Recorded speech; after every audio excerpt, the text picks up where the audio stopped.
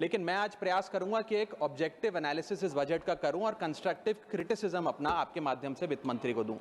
Sir, the title of my speech is the good, the bad and the way forward. 4 good things that I found in this budget, 4 bad things that I found in this budget, and 4 innovative suggestions to the Honorable Finance Minister. So the first good thing that I found in the budget is that there was an increase in the STT for derivative trading. Usually सरकार की निंदा हुई इस विषय को लेकर, markets भी गिरी, लेकिन मेरा यह मानना है कि इस कदम से स्पेक्युलेटिव ट्रेडिंग यानी कि सट्टा ट्रेडिंग समाप्त होगी या कम होगी और रिटेल इन्वेस्टर, जो 90% रिटेल इन्वेस्टर एफएनओ सेक्टर में नुकसान भुगतता है फ्यूचर्स एंड ऑप्शंस के चलते, जुआ खेलता है, उसमें आपको रिटेल इन्वेस्टर की प्रोटेक्शन का एक माध्यम बन सकता है। लेकिन मैं इसी के साथ साथ वित्त मंत्री जी को याद दिलाना चाहूंगा कि एसटीटी का जेनेसिस क्या है, एसटीटी का जन्म कब हुआ। एसटीटी हमारे senior colleague mister P Chidambaram जब फाइनेंस मिनिस्टर थे तो उन्होंने इंट्रोड्यूस किया, and it was introduce to replace long term capital gain tax on equities. जब long term capital gain on equities zero था, तब एसटीटी को लाया गया कि वे एक सिंपल अपफ्रंट लेवी होगी ट्रेड्स पर regardless of profit and loss. लेकिन अब सरकार ने long term capital gain tax भी लगा दिया, एसटीटी भी लगा दिया, और रिटेल इन्वेस्टर को और तमाम इन्वेस्टर्स को एक प्रकार से डिसइंसेंटिवाइज किया। मैं एक सुझाव लाया हूं सरकार के लिए जिससे long term house hold earnings बढ़ेंगी, वेल्थ क्रिएशन होगा और वेल्थ पार्किंग रियल एस्टेट और गोल्ड के सेक्टर से निकलकर इक्विटीज में आएगी और स्पेक्युलेटिव ट्रेडिंग और कम होगी और long term investment behaviour investors का बढ़ेगा। वो की है कि long term capital gain tax on equities should be made nil in this country for individual investors. दुनिया की कई ऐसे देश हैं जिसके अंदर long term capital gain tax equities पे खास तौर पे शून्य है, जैसे कि Switzerland, Singapore, UAE, New Zealand, Hong Kong, Qatar, Malaysia. मैं चाहूंगा कि जब एसटीटी बढ़ाया जा रहा है तो इसी बजट में ही long term capital gain tax को जीरो किया जाए। सर, मेरा दूसरा जो मैं सरकार के बजट को एक्नॉलेज करना चाहूंगा वो ये है कि कैपेक्स के जो एक्सपेंडिचर एलोकेशन होता है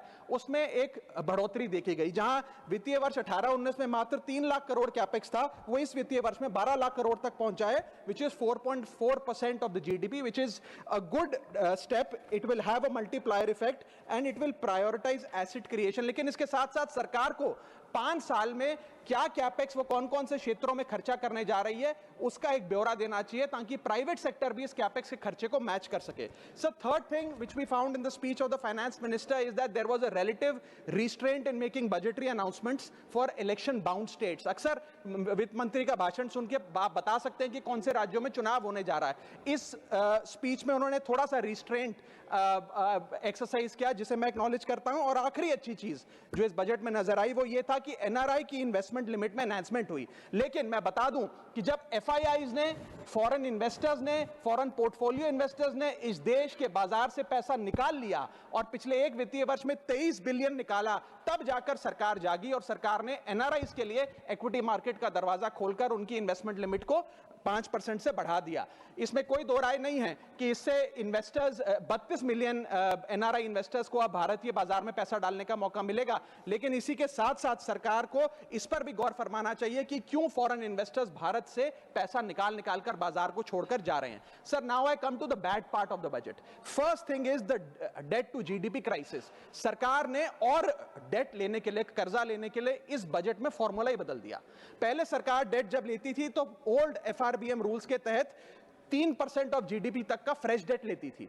इस बजट में सरकार ने उस फॉर्मूले को बदलकर कहा कि टोटल सरकार का डेट जीडीपी का 50% होगा और उस सीमा में हम डेट लेंगे। यानी कि they want to play on the denominator effect. For example, एक साल बजट अगर हमारा जीडीपी 12% से ग्रो करता है तो उस साल सरकार खूब सारा डेट लेके सरकार पे कर्जा लाद सकती है, जो कि फिस्कल डेफिसिट 4.5, 6.5, 5% तक भी पहुंच सकता है। सर, इसी के साथ साथ मैं बताना चाहूंगा कि आज सरकार कहती है कि हमारा डेट टू जीडीपी रेशियो 56% है, लेकिन ये गलत है क्योंकि बहुत सारे ऑफ बैलेंस शीट आइटम्स हैं जिसे सरकार डेट में दिखाती ही नहीं है, जैसे कि FCI bonds, OMC bonds, fertiliser, NHAI, NFSS, यानी कि तमाम तरीके के ऐसे कर्जे हैं सरकार के ऊपर जो सरकार अपनी बैलेंस शीट में नहीं दिखाती है। सर, मैं सरकार को आपके माध्यम से ये रिक्वेस्ट करना चाहूंगा कि देश का कर्जा और कैसे ना बढ़े इस पर काम करें, ना कि और कर्जा लेने के लिए हम जीडीपी और डेट टू जीडीपी के फॉर्मूले के रेशियोज बदलकर और पैसा कर्जे पे ब्याज पर लेने का प्रयास करें। सर, दूसरी दिक्कत जो इस बजट में नजर आई वो ये थी कि इनकम टैक्स स्लैब में चेंज नहीं हुआ। सर, हर साल देश का आम आदमी जब वित्त मंत्री जी की बजट की स्पीच सुनता है तो वो इसलिए नहीं सुनता कि पीएलआई की क्या इन्वेस्टमेंट होगी, कौन सा कॉरिडोर बन रहा है। देश का आम आदमी, सैलरीड क्लास, इसलिए बजट की स्पीच सुनता है कि उसके अंदर स्लैब में कोई रिवीजन होगा, क्या हमारी स्टैंडर्ड डिडक्शन की जो हमें डिडक्शन मिलती है वो बढ़ेगी। लेकिन इस बार बजट में देश का आम आदमी और खास तौर पे देश का मिडिल क्लास डिसअपॉइंट हुआ।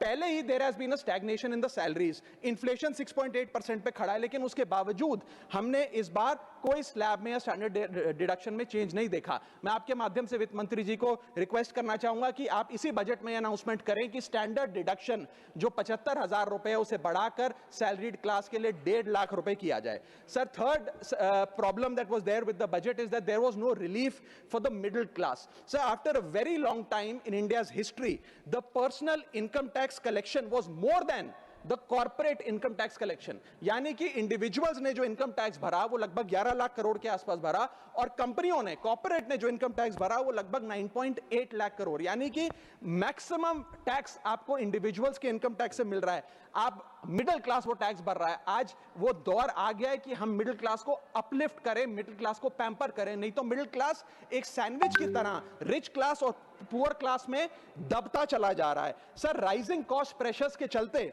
पिछले वित्तीय वर्ष में मिडिल क्लास ने देखा कि उसके एजुकेशन के खर्चे में 8% की बढ़ोतरी हुई, हेल्थ केयर 9% से महंगा हुआ, रेंट 7% से, फूड 6% से, ट्रांसपोर्ट 5% से। मेरा रिक्वेस्ट यह है माननीय फाइनेंस मिनिस्टर से कि वो इनकम टैक्स में रियायत देकर या तो मिडिल क्लास को कोई रिलीफ दें, और अगर इनकम टैक्स में रियायत नहीं दे सकती हैं तो उसकी सेविंग्स और इन्वेस्टमेंट्स पे उसको बेनिफिट दें, उसे इंसेंटिव्स दें कि वो ज्यादा बचत करे, ज्यादा वेल्थ क्रिएशन कर पाए। Sir, fourth problem in this budget that I found was the budgetary allocation to health, which is low and which certainly needs a relook. सर, आज हमने अपने टोटल गवर्नमेंट एक्सपेंडिचर का 2% हेल्थ को एलोकेट किया है, लगभग 1 लाख करोड़ के आसपास। नेशनल हेल्थ पॉलिसी 2017 बताती है सर, और सरकार का ये अपना ऑब्जेक्टिव रहा है, गोल रहा है, that spending on public health should be 2.5% of GDP.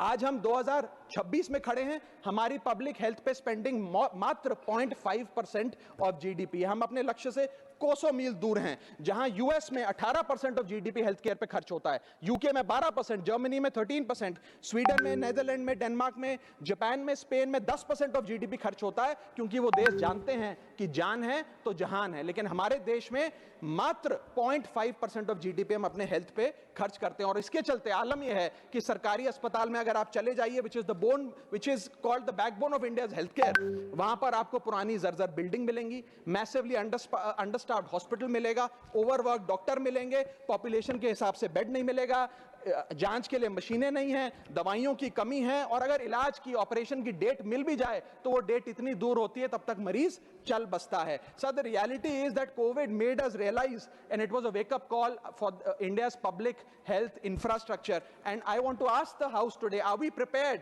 God forbid, if there were to be another pandemic or another big sort of raging pandemic in this country, and the answer to that is no। और private अस्पतालों की sir हालात ये हैं कि अगर आज आपको प्राइवेट अस्पताल में इलाज करना पड़े तो आपको लोन लेना पड़ता है, अपने घर के गहने, अपना रियल एस्टेट एसेट बेचकर पता नहीं कितने हजारों लाखों लोग हर साल भारत में गरीबी रेखा के नीचे चले जाते हैं, क्योंकि उन्हें एक हेल्थ इमरजेंसी के चलते प्राइवेट अस्पताल में इलाज कराना पड़ता है। सर, जैसे वन नेशन वन इलेक्शन इस देश में लागू किया जा रहा है, वन नेशन वन टैक्स की ओर हम बढ़ रहे हैं, वैसे ही one nation one medical treatment की ओर बढ़ना चाहिए। सबको नंबर 1 मेडिकल ट्रीटमेंट देश में मिले, ऐसी व्यवस्था बननी चाहिए। सर, मेरे 4 सुझाव जो आपके माध्यम से मैं वित्त मंत्री को देना चाहूंगा। पहला सुझाव है, put all land and property records of India on blockchain. एक blockchain based land registry ledger बनाइए। पहले 10 मेजर राज्यों, शहरों से शुरू करिए, महानगरों से और टियर 2 सिटीज से, जिस लेजर में, जिस ब्लॉकचेन लेजर में हर रिकॉर्ड, हर सेल, हर म्यूटेशन, हर इनहेरिटेंस को एक डिजिटल रिकॉर्ड बुक में डाला जाएगा, जो एक ब्लॉकचेन लेजर होगा, जो टाइम स्टैम्प्ड होगा, टेम्पर प्रूफ होगा, 100% ट्रांसपेरेंट होगा, और रियल टाइम प्रॉपर्टी ट्रैकिंग आप उससे कर सकेंगे, जिसके चलते इंस्टेंट टाइटल वेरिफिकेशन होगा। आज सर हमारा जो रियल एस्टेट का लैंड एंड प्रॉपर्टी रिकॉर्ड का जो बाजार है उसमें अटर कियोस है। कियोस इसलिए है कि लोगों को रजिस्ट्रार के दफ्तर के बाद धक्के लग रहे हैं, दलालों ने उन अफसरों पे पूरी तरीके से कब्जा किया हुआ है, प्रॉपर्टी टैक्स में चोरी होती है, सर्कल रेट को एक्सप्लॉइट करके कैश में प्रॉपर्टियां खरीदी जाती हैं, फर्जी कागज, कब्जे, टाइटल डिस्प्यूट, न जाने क्या क्या चल रहा है, जिसके चलते आज 66% of India civil disputes are land disputes, 45% of properties lack clear title in India. India ranks 133 out of 190 in property registration efficiency.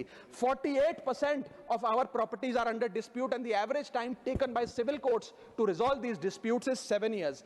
And 6.2 crore property documents are pending digitization. वो तहसीलदार के दफ्तर में पड़े या रजिस्ट्रार के दफ्तर में, उनका डिजिटाइजेशन अभी तक नहीं हुआ। इन सारी बीमारियों का एक ही दवा है, that is national blockchain registry, जिसके चलते प्रॉपर्टी डिस्प्यूट समाप्त होंगे, मिडिल क्लास की वेल्थ अनलॉक होगी क्योंकि वे और ब्याज पे पैसा ले पाएंगे, प्रॉपर्टी टैक्स की कंप्लायंस बढ़ेगी, और रीट्स जैसे इन्वेस्टमेंट व्हीकल्स को ब्लॉकचेन वेरीफाइड टाइटल मिलेंगे, उसमें भी बढ़ोतरी देखी जाएगी। इसी के साथ साथ सर दुनिया के कई देशों ने इसे लागू कर दिया है। स्वीडन में यह लागू है, जहां पर एक दिन में आप प्रॉपर्टी का ट्रांजैक्शन कंप्लीट कर सकते हैं, वहां डिस्प्यूट रेट 2% है। जॉर्जिया में है, जहां 3 दिन में प्रॉपर्टी का ट्रांजैक्शन खत्म हो जाता है, डिस्प्यूट रेट 1% है। और यूएई में है, जहां 10 मिनट में आप अपनी प्रॉपर्टी खरीद बेच सकते हैं, वहां डिस्प्यूट रेट 1% से भी नीचे। और वहां हिंदुस्तान में प्रॉपर्टी बेचनी हो तो 2 से 6 महीने लगते हैं, और 48% डिस्प्यूट रेट है। सर मेरा दूसरा सुझाव है inflation linked salary revision act. Bharat में वेजेस को इंडेक्स करिए महंगाई से। वित्तीय वर्ष 18 से लेकर वित्तीय वर्ष 26 में हमने देखा कि real wages for the salaried class में 16% की गिरावट आई। ये गिरावट का मतलब इन सालों में जितनी महंगाई थी, जिस स्तर पे महंगाई बढ़ी उस स्तर पे वेजेस नहीं बढ़ी, जिसके चलते 16% की गिरावट रियल वेजेस में देखी गई। इसीलिए mandatory wage indexation formula is the need of the hour and the government must look at it. इसके चलते तमाम फॉर्मल सेक्टर्स में, corporate, shops, factories, gig workers, सबको इन्फ्लेशन इंडेक्स वेज हाइक मिलेगा। और सरकार के मुलाजिम को तो मिलता ही है, हर साल डियरनेस अलाउंस मिलता है, उसके बाद आप हर कुछ सालों में पे कमीशन लागू होता है। इससे आप 20 करोड़ आबादी, which is 45% of India's total workforce, आप उसे एड्रेस कर पाएंगे। सर इसी के साथ साथ मैं बताना चाहता हूं कि दुनिया के कई देशों में यह पहले से ही लागू है। यूएस के अंदर COLA, cost of living adjustment system लागू है, जिसके अंदर एनुअल और ऑटोमेटिक रिवीजन होता है। जर्मनी के अंदर हर 18 से 24 महीने के अंदर महंगाई के अनुसार सैलरी बढ़ा दी जाती है। जापान के अंदर शिंटो मेथड यूज होता है, जिसमें annual inflation index wage hike दी जाती है। और बेल्जियम में ऑटोमेटिक इंडेक्सेशन लॉ है, जिसमें क्वार्टरली बेसिस पर एम्प्लॉइज की सैलरी बढ़ाई जाती है। Sir India is one of the only countries in major economies where 85% of our formal workforce has zero statutory inflation protection. We are at the mercy of the employer discretion and our own negotiation power to raise our salaries. इसके साथ साथ मुझे लगता है कि एक minimum increase based on inflation होना चाहिए। मेरा थर्ड सुझाव माननीय वित्त मंत्री जी को रहेगा कि स्टेट कैपिटल एक्सपेंडिचर की matching grant, matching funding centre दे, यानी कि हर 1 रुपया जो राज्य की सरकार कैपेक्स पे, कैपिटल एक्सपेंडिचर पे, एसेट क्रिएशन पे खर्च करती है, उसकी मैचिंग ग्रांट 1 रुपया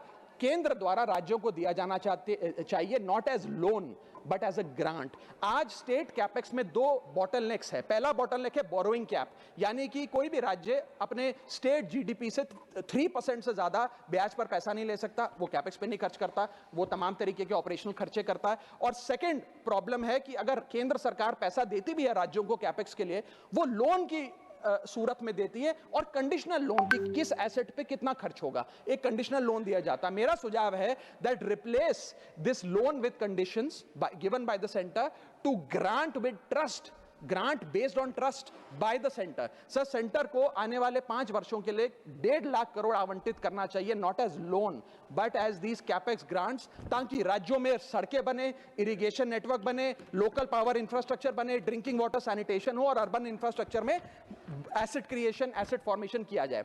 as not as loan, not on interest, not with principal and with no conditionality। अगर ऐसा होता है तो सबसे पहले तो स्टेट की बैलेंस शीट में this grant will not sit as debt, state की बैलेंस शीट सुंदर होगी, बेहतर होगी। दूसरा, खुलकर राज्य कैपेक्स पर खर्च कर पाएंगे। Third, it will be a high growth and a high job creator, ये ग्रोथ मल्टीप्लायर और जॉब क्रिएटर के तौर पे इसका इस्तेमाल होगा, क्योंकि हर एक रुपया जो आप कैपेक्स पे खर्च करते हैं उससे भारत का जीडीपी 2 से 3 रुपए बढ़ता है in a span of 3 to 5 years। Cooperative federalism मजबूत होगा और साथ ही साथ states will become builders and not borrowers in the eyes of the centre. Sir, मेरा चौथा सुझाव जो माननीय वित्त मंत्री जी के लिए है वो ये है कि legalise virtual digital assets as an asset class. India में अभी सर वैसे ही डी फैक्टो लीगलाइज टैक्सेशन है वर्चुअल डिजिटल एसेट्स, यानी कि crypto currency, stable coin etcetera, क्योंकि अगर उनकी खरीद बेच पर कोई मुनाफा होता है तो 30% फ्लैट इनकम टैक्स लगता है और 1% ट्रांजैक्शन टैक्स जो अपनी वस्तु बेच रहा है उसे सरकार को जमा कराना पड़ता है। But they are somehow not recognised as an asset class. VDS जो वर्चुअल डिजिटल एसेट्स है, इन्हें एक एसेट क्लास का दर्जा नहीं दिया गया, जिसके चलते कोई डेडिकेटेड लाइसेंसिंग लॉ नहीं है, कोई क्लियर कंज्यूमर या इन्वेस्टर प्रोटेक्शन कानून नहीं है, AML कानून यानी कि एंटी मनी लॉन्ड्रिंग गाइडलाइंस और डायरेक्शंस इस एसेट क्लास के लिए नहीं है, and there is of course no explicit legal classification. As a result what has happened is that 4.8 lakh crore trade in this virtual digital assets has moved offshore. Bharat के बाहर निकलकर वो अन्य देशों में, दुबई, सिंगापुर, मलेशिया और अन्य देशों में इसका ट्रेड हो रहा है जो भारतीय कर रहे हैं। Second thing that has happened is that 73% of India's crypto trading volume in financial year 25 has moved to offshore exchanges.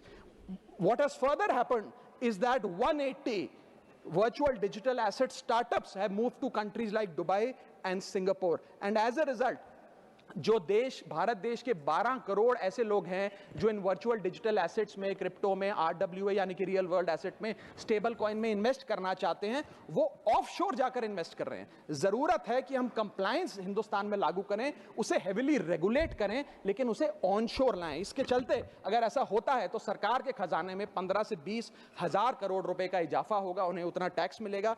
और इसी के साथ साथ मैं सरकार को कहना चाहता हूं that we currently tax these virtual digital assets as if they are legal, but we regulate them as if they are illegal। मेरा सुझाव है कि इसे heavily regulate करिए, रिंग फेंस करिए इस इकोसिस्टम को, AML गाइडलाइंस यानी कि एंटी मनी लॉन्ड्रिंग कानून और मजबूत करिए, लेकिन prohibition is not protection, regulation is protection। Thank you so much sir। Thank you। धन्यवाद माननीय राघव चड्ढा जी। माननीय श्री S निरंजन रेड्डी, माननीय S Niranjan Reddy, not present, please।